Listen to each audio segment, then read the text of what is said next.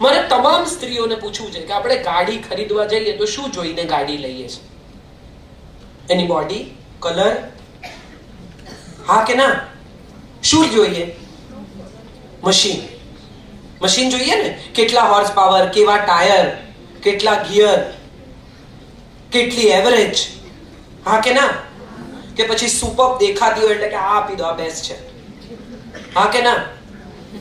તો પછી વ્યક્તિત્વમાં કેમ આપણે મશીન નથી જોતા અને દેખાવ જોઈએ છે?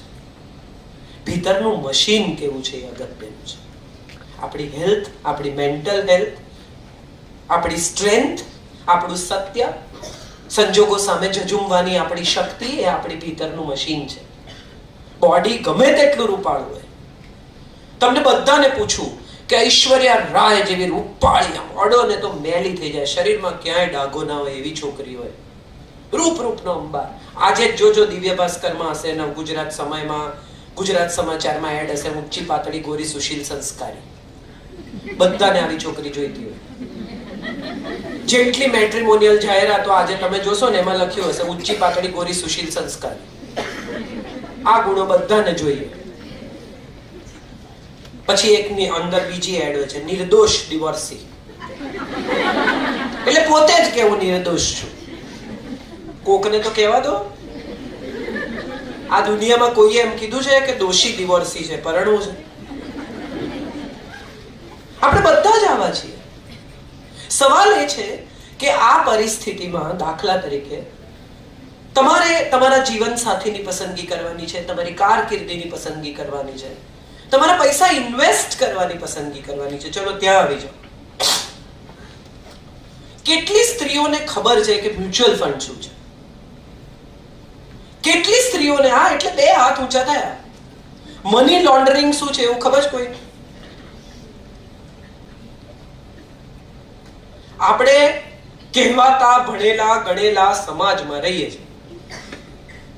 પી ચિદમ્બરમનો દીકરો મની લોન્ડરિંગમાં પકડાયો. આ મની લોન્ડરિંગ શું છે એવું તમને કોઈ પૂછે તો આપણને ખબર છે. શ્રીદેવી મરી ગઈ અને શું થયું એ વિશે આપણે બધાએ ચર્ચા કરી, પણ મની લોન્ડરિંગ શું છે એ વિશે આપણને ખબર નથી. રણબીર ને દીપિકા છૂટા પડી ગયા કે ભેગા છે એ વિશે આપણને બધાને ખબર છે. લેટેસ્ટ ફેશન શું છે, પલાઝો કે લેગિંગ્સ, એ વિશે આપણને ખબર છે.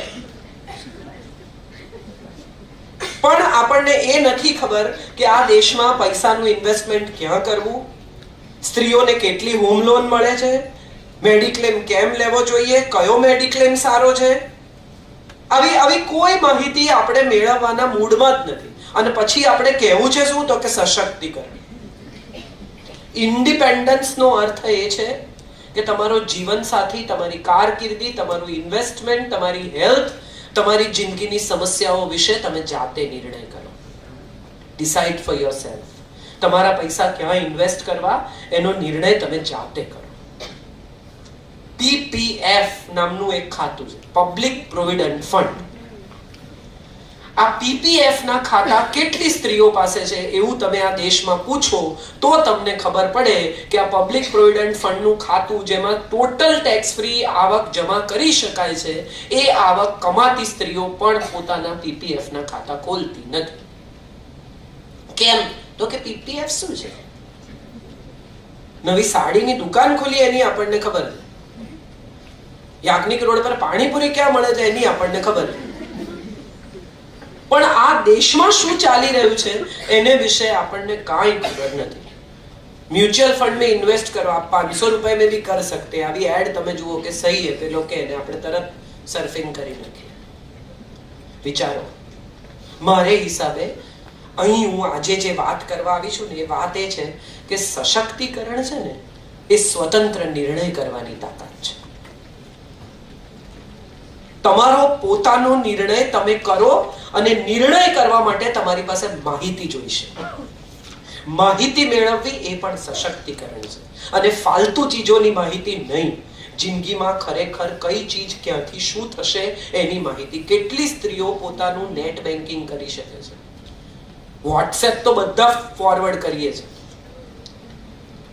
તમારે ઘેર કોઈ બેગ ભરીને કચરો આપી જાય તો એનું તમે શું કરો?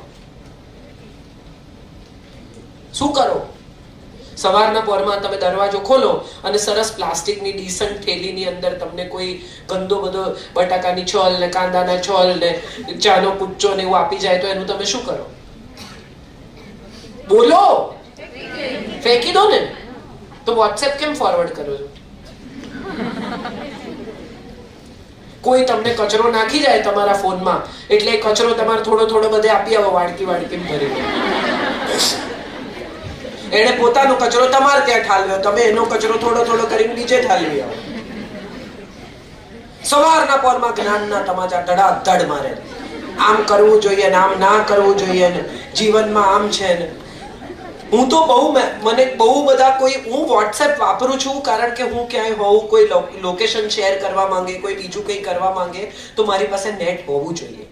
હું એવા લોકોને ફોન કરીને મેસેજ લખીને કહી દઉં છું કે બિનજરૂરી ફોરવર્ડ ન મોકલવા, નમ્ર વિનંતી છે. જરાય એને સારું ખોટું ખરાબ સાચું લાગશે એવો વિચાર કર્યા વગર. શેને માટે આ ફોરવર્ડ્સ તમારે વાંચવા છે? શેને માટે આ ગોસિપનો ભાગ બનવું છે?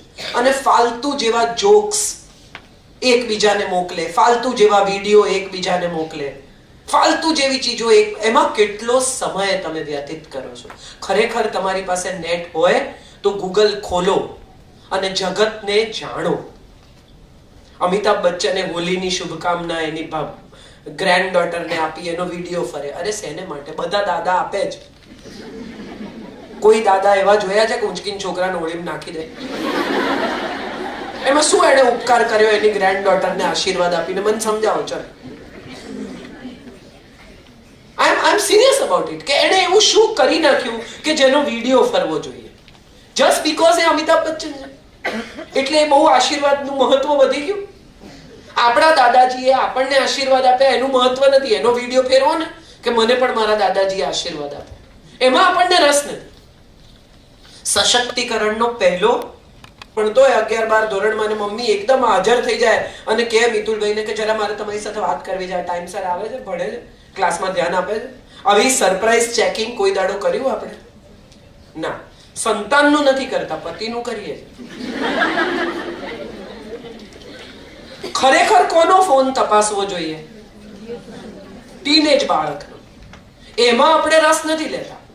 બિચારા 40-45 વર્ષના પતિ કોકની સાથે વોટ્સએપ પર વાત કરતા હોય તો આપણા સિંગડા નીકળી આવે. કોણ છે? શું છે? શું કરશે? ભાગી જશે. વાત કરશે રાતે 2-4. કરવા દો ને ભાઈ. તમને તમારી જાતમાં વિશ્વાસ નથી ને એટલે અસલામતી આવે છે. મને મારામાં શ્રદ્ધા હોય ને, હું તો ઘણીવાર મજાક કરું છું. સંજય ફોટોગ્રાફર છે, મારા હસબન્ડ, અને બહુ છોકરીઓના ફોટા રોજ પોર્ટફોલિયો કરે. સુંદર છોકરીઓ, જુવાન છોકરીઓ, બધી જે ફિલ્મ એક્ટ્રેસ બનવા માંગતી હોય, મોડલ બનવા માંગતી હોય, કોઈ પ્રોડક્ટની મોડલિંગ કરતા હોય તો છોકરીઓ બધી રોજ એને મળે. તો મને ઘણા લોકો પૂછે છે કે તમને એવું ના થાય જુવાન છોકરીઓ સાથે બહારગામ જાય ફોટા પાડે ને? ત્યારે હું હંમેશા કહું કે જેને લઈ જવો એને અઠવાડિયું રાખે, પાછો આપી જશે ને મને પગે લાગશે. તમે રાજી શકો. એટલો વિશ્વાસ નથી તમને તમારી જાતમાં યાર. સશક્તિકરણ એટલે સ્વયંમાં શ્રદ્ધા. બીજા ઉપાડી જશે એવી શ્રદ્ધા નહીં, હું રાખી શકીશ એવી શ્રદ્ધા. મોટા ભાગના લોકોને શ્રદ્ધા શું છે કે જો સહેજ તક મળી ને તો બીજા લઈ જશે. અરે એ શ્રદ્ધા ન કહેવાય, એને અસલામતી કહેવાય. હું કેટલી બધી સ્ત્રીઓને એવું કહું છું કે ખરેખર જો કોઈનામાં રસ લેતા હોય ને તો 2-4 દાડા લઈ જોવા દો. એને પોતાને જ સમજણ પડી જશે કે આમાં ક્યાંય કશું છે નહીં, ઘેર જમવા ગરમ રોટલી ભાખરી આવું જ પડે. આ શ્રદ્ધા સાથે જીવવું એ સશક્તિકરણ છે. પોતાના સંબંધમાં શ્રદ્ધા, પોતાના ઇન્વેસ્ટમેન્ટમાં શ્રદ્ધા, પોતાના સ્નેહમાં શ્રદ્ધા, પોતાના સમર્પણમાં શ્રદ્ધા. આપણે બધા ક્યાંક ને ક્યાંક કશેક ને કશેક એકબીજાને અસલામત કરવાનું કામ કરીએ છીએ. સ્ત્રીઓ કીટી પાર્ટીમાં ભેગી થાય ને તો વાત શું કરે ખબર છે? બેન, કોઈના ધણી રામ નથી. હા, તે નથી જ, પણ રાવણ છે એવું ક્યાં લખ્યું છે? રામ નથી, ચાલો નથી, પણ રાવણ છે એવું નથી. બધા કઈ નહીં ઉપાડી લાવે. શાંતિ રાખો, તમારા સંબંધમાં શ્રદ્ધા રાખો, નાવા ધોવા જાય ને તો બધા 4 કોડ ટ્રાય કરી જુએ કે ખુલે ને ફોન. શેને માટે? અશ્રદ્ધા એ અસલામતીનું પહેલું પગલું છે. તમારી અસલામતી એ તમે બીજામાં ટ્રાન્સફર કરો છો. માં પણ પોતાની દીકરીને કે બહુ છૂટ નહીં આપવાની, કારણ કે તમારા ડીએનએ માં આવ્યું, તમે તમારી નેક્સ્ટ જનરેશનમાં ટ્રાન્સફર કરી. ઉલટાનું દીકરીને એમ કહેવાનું કે બેટા આટલો સ્નેહ છે તારી વચ્ચે, અસલામત નહીં થતી, ક્યાંય નહીં જાય. તમે જે વિચારો એ થાય. આવું બધું આજકાલ લોકો વોટ્સએપ પર બહુ ફોરવર્ડ, પોઝિટિવ થિંકિંગ. આ પોઝિટિવ થિંકિંગ શું છે? સૌથી પહેલું પોઝિટિવ થિંકિંગ તો એ છે કે મને મારી જાતમાં શ્રદ્ધા છે. હમણાં એકવાર એક કાર્યક્રમ પૂરો કરીને હું રાતના 11 વાગ્યાથી નીકળી. હું સામાન્ય રીતે ઘરે જતી રહું છું. મારી ડ્રાઈવર જે મારા નોર્મલ છે તે નહોતા આવ્યા, એમની ટેક્સી નહોતી ને બીજા ભાઈની ટેક્સી હતી. એ ભાઈ કોણ જાણે ક્યાંથી દારૂ પી આવ્યા અને અમે કુવાડવા પહોંચ્યા. જયભાઈને પણ ખબર છે, વિતુલભાઈને પણ આ વાત ખબર છે. અમે કુવાડવા પહોંચ્યા અને એ માણસે આમ સ્ટીયરિંગ પર માથું ઢાળી દીધું. 11:15 સમય રાત્રે. મેં એમને કહ્યું કે રાજુભાઈ તમે પાછળ બેસી જાઓ. 11:15 વાગે અજાણી ગાડી. મેં જિંદગીમાં પહેલા એ ગાડી ચલાવી નહોતી, આ મારી ગાડી નહોતી. મેં ચલાવી. જેમની ટેક્સી હતી એમને ફોન કર્યો. એમણે મને કહ્યું કે તમે ક્યાં સુધી આવશો? મેં કીધું લીંબડી ગંગા જમના સુધી આવીને સૂઈ જઈશ. હું 7:30 અહીંથી ગઈ. રાજુભાઈને મેં ચોટીલા ઉતારી દીધા, પૈસા આપ્યા, એમનો ફોન આપ્યો. મેં કીધું ભાઈ તમે ઉતરી જાઓ, પીધેલા માણસને હું નહીં લઈ જઈ શકું. હું ગાડી લઈ લીંબડી ગઈ, સૂઈ ગઈ. એ ભાઈ આવ્યા બીજી ગાડી લઈને, પોતાનો ડ્રાઈવર લઈને, અને અમે 2 ગાડીઓ પાછા અમદાવાદ પહોંચ્યા સવારે 4 વાગે. હું આને સશક્તિકરણ કહું છું. રસ્તામાં બેસીને હાય હાય હવે હું શું કરું? ડ્રાઇવિંગ શીખી જવું, બેન્કિંગ શીખી જવું, મેડિક્લેમની પોલિસી કઈ છે, ક્યાં છે, કેશલેસ છે કે કેશલેસ નથી એ શીખી જવું. પર્સનલ એક્સિડન્ટ મેડિક્લેમ હોવો જ જોઈએ. આ સશક્તિકરણ છે. લિપસ્ટિક કઈ વાપરવી ને રેવલોનના મસ્કરા સારા આવે છે ખરાબ આવે છે, અને ફેર એન્ડ લવલી કામનું છે કે BB 24/7 કામનું છે? કાંઈ કામનું નથી. છેલ્લે તમને જો કંઈ કામમાં આવશે તો તમારી મેડિક્લેમ પોલિસી કામમાં આવશે, તમારું નેટ બેન્કિંગ કામમાં આવશે, તમને પેટીએમ વાપરતા આવડે છે કે નહીં એ કામમાં આવશે, તમને ડેબિટ કાર્ડ કેવી રીતે વાપરવું એ કામમાં આવશે. આ વસ્તુઓ શીખો. રેસીપી નહીં ફોરવર્ડ કરો ને તો આખી જિંદગી ભાખરી શાક ખાઈ શકાશે. એનાથી વધારે કઈ ફલાફલ ઘેર બનાવવાનું કોઈ કારણ જ નથી. આખા વર્ષમાં 2 વાર ફલાફલ ખાવા અને ઘેર બનાવવાની કડાકૂટ કરવી ના. બહાર જઈને ખાઈ આવો. ચાઇનીઝ બનાવે, ઝીણું ઝીણું સમારે, હવારથી મંડે હાંજ પડે કે હું તો ચાઇનીઝ ઘરે જ બનાવું છું. ના બનાવો. કોઈ તમને કહેતું નથી કે બનાવો. બટન ટાંકતા આવડે છે એ શીખો. આ અગત્યનું છે. તમારું કબાટ જાતે ગોઠવો છો, તમારું બાથરૂમ જાતે ધુવો છો. તમને તાવ આવે તો તમને ખબર છે કે પેરાસિટામોલ કોને કહેવાય? તમને ખબર છે કે એન્ટી ડિપ્રેસન્ટ ગોળીઓ ખાવાથી આપણી 60% દવાઓ એન્ટી ડિપ્રેસન્ટ ધરાવે છે. મૂડ એલિવેટ કરી નાખે. મૂડ એલિવેટ કરે એટલે બ્લડ પ્રેશર હાઈ થાય. બ્લડ પ્રેશર હાઈ થાય એટલે આપણને એ પડે સારું લાગે. કેટલા બધા લોકો જાણ્યા વગર એકબીજાને દવા પ્રિસ્ક્રાઇબ કરે છે. મને ડોલો ખાવાથી પગ દુખવાના મટી ગયા એટલે બીજે દાડે પેલા બેન જઈને ડોલો ખરીદી આવે. ડાક્ટરો ભણી ગણીને એના મા બાપ પૈસા ખર્ચે છે. જાઓ ત્યાં. મોટા ભાગના લોકો સ્વયં મેડિકેશનમાં ચેમ્પિયન છે. જાતે જ મેડિસિન. ઝાડા ઉલટી થાય છે તો તમે ઓવામીન લઈ લો. અરે ભાઈ કયા કારણે થાય છે? એસિડિટીની ઉલટી છે, અપચાની ઉલટી છે, પ્રેગ્નન્સીની ઉલટી છે, ઉજાગરાની ઉલટી છે. સમજો પહેલા. ગમે તે દવા ઠપકારી નહીં દેવાની. એન્ટીબાયોટિક લઈ લે લોકો.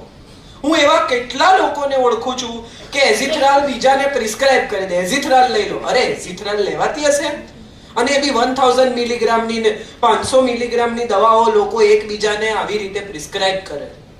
મલ્ટીવિટામિન પણ દરેક માણસના શરીરમાં જુદી જરૂરિયાત છે. કોઈકને B12 ની જરૂર છે, કોઈકને કેલ્શિયમની જરૂર છે, કોઈકને બીટા કેરાટીનની જરૂર છે. તમે મને આ ખાવાથી બહુ સારું લાગે છે માટે તમે ઠપકારો ના. શેલકાલ લઈ લો, કેલ્શિયમની દવા. અરે શેલકાલ લેવાથી હાડકા ક્યારેક બરડ પણ થાય. 3 મહિના કેલ્શિયમ લઈને 1 મહિનાનો બ્રેક લેવો પડે. બહુ ઓછા લોકોને આ ખબર, ઠપકારે રાખે.